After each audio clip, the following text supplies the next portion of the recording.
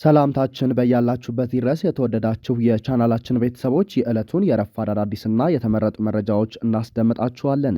የአገዛዙ ኃይል በደብረ ማርቆስ ከባድ መብረቅ ወርዶበታል። ብልጽግና በሸዋም እየተቀጠቀጠ ነው ተብሏል። በምንጃርና ደብረ ብርሃን አቅራቢያ ከባድ ትንቅንቅ ተደርጓል። አብይ አህመድን ከኢትዮጵያ ሕዝብ ትከሻ ላይ ማራገፍ ግዙፍ ብሔራዊ ጥቅም ነው ተብሏል። የብልጽግና ወታደሮች በቤተ ክርስቲያን ውስጥ አስነዋሪ ተግባር መፈጸማቸው ተነግሯል። በራያ ቆቦም የአገዛዙ ጸረ ሰውነት የታየበት ድርጊት ተፈጽሟል። ዝርዝር መረጃዎችን ይዘናል። 206ኛ ኮር አዳኝ ቡድን ከሌሊቱ 5 ሰዓት ተኩል በደብረ ማርቆስ ከተማ በፈጸመው የቦምብ ጥቃት 11 አድማ ብተና ሲገደል 8 የሚሆኑት ከባድ ቁስለኛ ሆነዋል። በደብረ ማርቆስ ከተማ ከሌሊቱ 5 ሰዓት ተኩል ከመስጊድ አካባቢ ወደ ሐዲስ ዓለማየሁ አደባባይ ሰራዊት ጭኖ ሲሄድ በነበረ አንድ ፓትሮል ላይ በተፈጸመ የቦምብ ጥቃት 5 አድማ ብተና ሲገደሉም 6 አድማ ብተናዎች ከባድ ቁስለኛ ሆነዋል። በተመሳሳይ ሰዓት እንዲሁ የ206ኛ ኮር አዳኝ ቡድን በስላሴ ካምፕ በመሸጉ አድማ ብተናዎች ላይ በፈጸመው ጥቃት 6 የሚሆኑት በቦምብ ጋይተው ሲሞቱም 3ቱ ደግሞ ከባድ ቁስለኛ ሆነዋል። ተከታታይነት ባለው የአዳኙ ኦፕሬሽን የጠላት ኃይል እየተደመሰሰ ሲሆን በደብረ ማርቆስ ከተማ በወጀልና ሉማሜ ከተሞች እንዲሁም ከባድ ጥቃት በጠላት ላይ ማሳረፍ ተችሏል። በሁለት ቦታ የቦምብ ጥቃት የፈጸመው የ206ኛ ኮር አነፍናፊ አዳኝ ቡድን በድምሩ 11 አድማ ብተና መግደል 8 የሚደርሱትን ከባድ ቁስለኛ በማድረግም መቻሉን ቡድኑ አስታውቋል። የሸዋ አማራ ጀግኖች የብልጽግናውን ሰራዊት እየገረፉት ነው። የአማራ ፋኖ ብሔራዊ ንቅናቄ አፋብን ሸዋ ጠቅላይ ግዛት እዝ አጼ አምደ ጽዮን ኮር የ7 ለ7 ክፍለ ጦር ከትናንት 8 ሰዓት ጀምሮ በተጉለትና ለጋ አውራጃ ቦሰና ወረዳ ልዩ ቦታው ታይሙሽ አርሴማ በምትባል ቦታ በብልጽግናው ዙፋን አስጠባቂዎች ላይ ከቀጠናው የአርበኞች ጦር ሰራዊት ጋር በመሆን የተቀናጀ ውጊያ አድርጓል። ጠላት ከደብረ ብርሃን ከቀይትና ከጉንደበረት ያለ የሌላ ኃይሉን በመያዝ ቴምፔን ጨምሮ በከባድ መሳሪያ በመታገዝ ወደ ጀግናው የ7 ለ7 ክፍለ ጦር ቢያመራም የወገን ኃይል ገዢ ቦታዎችን በመያዝ ቀጠናው ለአገዛዙ አየር ወለድ አባላት እሳት ሆነበታል ሲል ክፍለ ጦሩ በህዝብ ግንኙነት ክፍሉ በኩል አስታውቋል። ይህንን ተጋድሎ ለየት የሚያደርገው ክፍለ ጦሩ የቀድሞ ጦር አዛዡን ሰማዕቱ አርበኛ ተስፋዬ ቦጌን የ1ኛ ዓመት የመታሰቢያ ቀኑን በመዘከር ቃል ኪዳኑን ያደሰበት ቀን በመሆኑ ልዩ ያደርገዋል ሲል የክፍለ ጦሩ የህዝብ ግንኙነት ክፍል ኃላፊ አርበኛ ኢሳያስ ከበደ ገልጿል። ይህ ዜና እስከተጠናከረበት ድረስ የአጼ አምደ ጽዮን ኮር 7 ለ7 ክፍለ ጦር እንደ ተርብ የሚናደፉት የሲኖ ሻለቃ እንዲሁም የባሶና ወረና የአፋብን ሸዋ ጠቅላይ ግዛት እዝ የአርበኞች ጦር ሰራዊት የፋሽስቱን ወታደሮች በቅንጅት እየገረፉት መሆኑን ክፍለ ጦሩ ለኮሩ ሚዲያና ኮሚኒኬሽን ክፍል በላከው የግንባር መረጃ ያስታወቀ ሲሆን ውጊያው ተጠናክሮ መቀጠሉን ኮሩ አረጋግጧል። የአማራ ፋኖ ብሔራዊ ንቅናቄ ደቡብ አማራ ቀጠና አሳምነው እዝ ከሰም 2ኛ ኮር ነበልባል ክፍለ ጦር ባንዳ የሚሊሻ አባላትን ማጽዳቱን እንደቀጠለ መሆኑን ገለጸ። በአማራ ፋኖ ብሔራዊ ንቅናቄ ደቡብ አማራ ቀጠና አሳምነው እዝ ከሰም 2ኛ ኮር ነበልባል ክፍለ ጦር በራስ በኃይሉ ሻለቃ 5 የሚሊሻ አባላት ላይ እርምጃ መውሰዱን አስታውቋል። ነበልባል ክፍለ ጦር በራስ በኃይሉ ሻለቃ 5ኛ ፋኖዎች በባንዳ ሚሊሻ አባላት ላይ የተጠና የቦምብ ጥቃት በማድረስ አንድ ሚሊሻ እስከ ወዲያኛው የተሸኘ ሲሆን 3 የሚሆኑት ደግሞ ከባድ ጉዳት ደርሶባቸው በአሁኑ ሰዓት በሕክምና ላይ እንደሚገኙ የውስጥ አርበኞቻችን መረጃውን አድርሰውናል። በአረርቲ ከተማ ሸዋገነቴ አካባቢ ጌቶቻቸውን ለመጠበቅ ወደ ጥበቃ ኬላ በሚንቀሳቀሱበት ሰዓት አሳረኛው ፋኖ የእጅ ቦምብ በመወርወር እንኳን ጌቶቻቸውን ራሳቸውን መጠበቅ የማይችሉ ለሆዳቸው ሲሉ የሚሞቱ ሆዳደሮች የሰፈር አውደልዳዮች መሆናቸውን የራስ በኃይሉ ሻለቃ ሸማቂ አንድ የፋኖ አባል ተናግሯል። ይህ በእንዲህ እንዳለ በዚህ ጥቃት የተደናገጡት የሚሊሻ አባላቶች በአካባቢ ያገኙትን ተላላፊ መንገደኛ ንጹሐን ዜጎችን ሲያሰቃዩና ሲደበድቡ እንደነበር ሁኔታውን የታዘበና የጥቃቱ ሰለባ የሆኑ አንድ ስማቸው እንዳይጠቀስ የፈለጉ ግለሰብ ነግረውናል። የራያ ቆቦ ወርቄ የብልጽግና ታጣቂዎች ጦር መሳሪያ ያልታጠቁ 2 ንጹሐኖችን ጎብዬ ከተማ ላይ በግፍ ረሸኑ። የአማራ ህዝብ ላይ ዘር ማጥፋት እየፈጸመ ያለው የኦሮሞ ብልጽግና ጋር አብረውና ወግነው የተሰለፉት የአድማ በተና ሚሊሻና ፖሊስ ታጣቂዎች ፋኖን መውጋት ስለማይችሉ በዋናነት ጦር መሳሪያ ያልታጠቁ ንጹሐን አማራዎችን በአደባባይ እየረሸኑ ይገኛሉ። ባለፉት ጊዜያትም በርካታ ንጹሐኖች ላይ ግፍ እንደተፈጸመ ይታወቃል።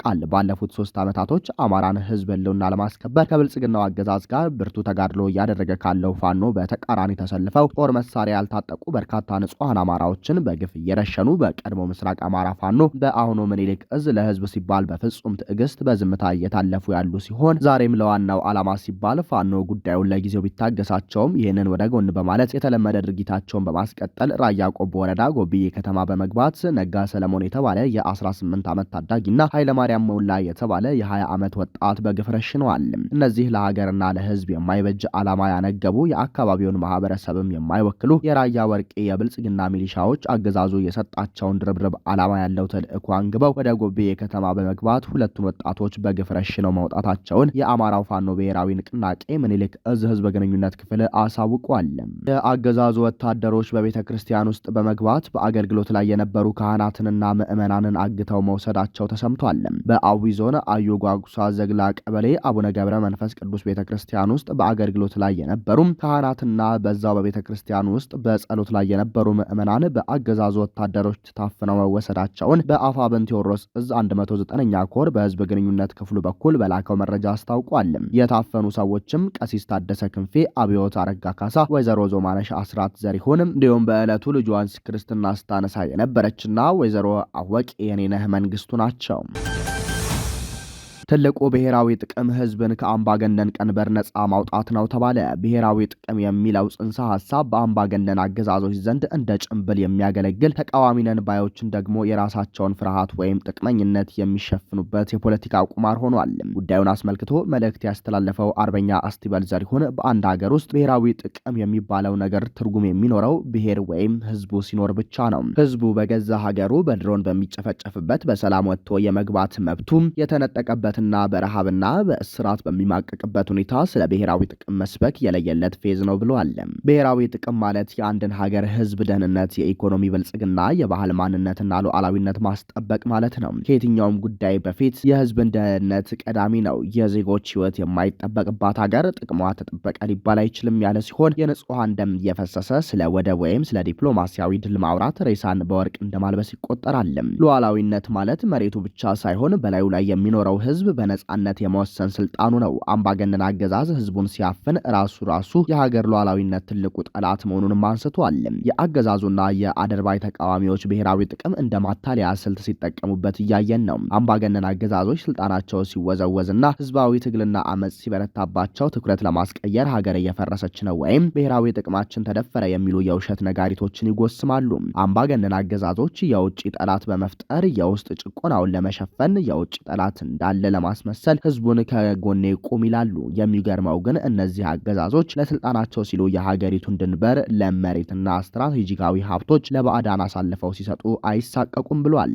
ህዝባዊውን የፋኖ ትግል ለማራከስ ብሔራዊ ጥቅም እንደራደርም የሚሉ ተቃዋሚ ፓርቲዎች በትክክለኛው ትርጉም ተቃዋሚ ሳይሆኑ የአገዛዙ ተቀጥላዎች ናቸው። እነዚህ አሻንጉሊቶች ፕሮፓጋንዳ በፖለቲካ መነጽር ሲታይ አንደኛ ድርጊቱ የለየለት የሞራል ውድቀት ነው። ዜጎች በድሮን ሲጨፈጨፉ ዝም ብለው አገዛዙ በዲፕሎማሲያዊ መድረክ ሲወጠር ሀገራዊ ጥቅም ብለው መጮኻቸው ለህዝብ ደህንነት ደንታ እንደሌላቸው የሚያሳይ አሳፋሪ ነገር መሆኑ ተጠቅሷል። የኢትዮጵያ መገናኛ ብዙሃን ባለስልጣን የአዲስ ስታንዳርድ የበይነመረብ መገናኛ ብዙሃን የምዝገባ ምስክር ወረቀት መሰረዙን አስታወቀ። አዲስ ስታንዳርድ በእንግሊዝኛ በአማርኛና በኦሮምኛ በበይነመረብ እንዲሁም በማህበራዊ ሚዲያ መድረኮች ላይ ዜና ትንታኔና አስተያየት የሚያቀርብ የመገናኛ ብዙሃን ነው። ባለስልጣኑ አዲስ ስታንዳርድ የሚዲያ ስነ ምግባር፣ የኢትዮጵያ ህጎችና የሀገርና የህዝብን ብሔራዊ ጥቅም አደጋ ላይ የሚጥሉ ዘገባዎችን በማሰራጨት ተደጋጋሚ ማሳሰቢያና ማስጠንቀቂያ ቢሰጠውም ለመታረም ፈቃደኛ አልሆነም ማለት ለውሳኔው ምክንያት አቅርቧል። በዚህም ውሳኔ መሰረት የአዲስ ስታንዳርድ የበይነመረብ መገናኛ ብዙሃን የምዝገባ ምስክር ወረቀት ከሰኞ የካቲት 17 ቀን 2018 ዓ.ም ጀምሮ መሰረዙን ገልጿል። የአዲስ ስታንዳርድ ዋና አዘጋጅ በሰጠው አስተያየት ደግሞ ምንም ማስጠንቀቂያ ተሰጥቶን አያውቅም፣ በህግ እንጠይቃለን ብለዋል። የኢትዮጵያ መገናኛ ብዙሃን ባለስልጣን በዚህ ዓመት በተለያዩ መገናኛ ብዙሃንና ጋዜጠኞች ላይ ተመሳሳይ እርምጃ መውሰዱ ይታወሳል። ባለስልጣኑ የጀርመን ድምጽ ራዲዮ የኢትዮጵያ ዘጋቢዎችን የስራ ፈቃድ ለወራት ካገደ በኋላ በታህሳስ ወር ሁለቱን ዘጋቢዎች በዘላቂነት በማገድ ለሌሎች ፈቃድ ሰጥቷል። በጥር ወር አጋማሽ ላይ ደግሞ ዋዜማ ራዲዮ የበይነመረብ መገናኛ ብዙሃን የኢትዮጵያን ህገ መንግስትና የመገናኛ ብዙሃን አዋጅ እንዲሁም መመሪያዎችንና የሙያ ስነ ምግባርን ባለማክበር የተሰጠው ፈቃድ ተመላሽ መደረጉን ባለስልጣኑ ገልጿል። በተጨማሪም ከሳምንት በፊት ዓለም አቀፉ የዜና ወኪል የሮይተርስ ዘጋቢዎች የስራ ፈቃድ እንደማይታደስላቸው እንደተነገራቸው ድርጅቱ አስታውቋል። አሜሪካ እግረኛ ሰራዊት ሳታዘምት ለቀናት የሚዘልቅ ወታደራዊ ጥቃት በኢራን ላይ ለመፈጸም የሚያስፈልጓትን የባህር ኃይልና የአየር ኃይል መሳሪያዎቿን በኢራን አቅራቢያ ማስጠጋቷን የሳተላይት ምስሎችና የአውሮፕላን መከታተያ መረጃዎች አመለከቱ። ባለፈው ሳምንት ስዊዘርላንድ ውስጥ የተደረገው ድርድር ያለ ውጤት ማብቃቱን ተከትሎ አሜሪካ ከ150 በላይ ወታደራዊ አውሮፕላኖችን አውሮፓና መካከለኛው ምስራቅ ውስጥ ወደሚገኙ ጦር ሰፈሮቿ ማንቀሳቀሷን ዋሽንግተን ፖስት ዘግቧል። ባለፉት ሳምንታት አሜሪካ ያሏትን ሁለት ግዙፍ የጦር አውሮፕላን ተሸካሚ መርከቦችና ሌሎች የጦር መርከቦችን ወደ ፋርስ ባህረ ሰላጤው አንቀሳቅሳለች። አሜሪካ ከ20 ዓመት በፊት በኢራቅ ላይ ወረራ ካካሄደች በኋላ በባህረ ሰላጤው አካባቢ ከፍተኛ መጠን ያለው ኃይል ስታሰማራ ይህ የመጀመሪያው መሆኑ ተዘግቧል። ወታደራዊ ታዛቢዎች እንደሚሉት የአሜሪካ ጦር ሰራዊት በአካባቢው አሁን ያለበት መጠን ባለፈው ዓመት ሰኔ በኢራቅ ላይ ጥቃት በተፈጸመበት ጊዜ ከነበረው የበለጠ ነው። ይህም አሜሪካ እግረኛ ሰራዊት ሳታዘምት በኢራን ላይ ለበርካታ ቀናት የሚዘልቅ ወታደራዊ ዘመቻ ለማካሄድ እየተዘጋጀች መሆኑን ያመለክታል ሲሉ ተናግረዋል። ነገር ግን ፕሬዚዳንት ዶናልድ ትራምፕ አሜሪካ አሁንም ድረስ ዲፕሎማሲያዊ መፍትሄ ማግኘት ምርጫዋ መሆኑንና ነገር ግን ድርድሩ ከከሸፈ ሌላ እርምጃ ለመውሰድ መዘጋጀቷን ለጋዜጠኞች ተናግረዋል። ጨምረውም ኢራን የኒውክሌር ጦር መሳሪያ እንዲኖራት አሜሪካ እንደማትፈቅድ በመጥቀስ ሁሉም አማራጮች ጠረጴዛ ላይ መሆናቸውን አጽንኦት ሰጥተዋል። የእስራኤል የመገናኛ ብዙሃን አሜሪካ በመጪዎቹ ቀናት በኢራን ላይ ወታደራዊ እርምጃ መውሰዷ አይቀሬ መሆኑን እየዘገቡ ናቸው። አሜሪካ በኢራን ላይ ጥቃት የምትፈጽም ከሆነ እስራኤል በአንድም ሆነ በሌላ መልኩ ተሳታፊ መሆኗ የማይቀር ሲሆን ከኢራን በኩል ጥቃት የሚከፈትባት ከሆነ ከባድ አጸፋ እንደምትመልስ እያስጠነቀቀች ነው። ውድ የብላክ ላይን ሚዲያ ቤተሰቦቻችን ለሰዓቱ የነበረን መረጃ ይህንን ይመስላል። ጤና ይስጥልን።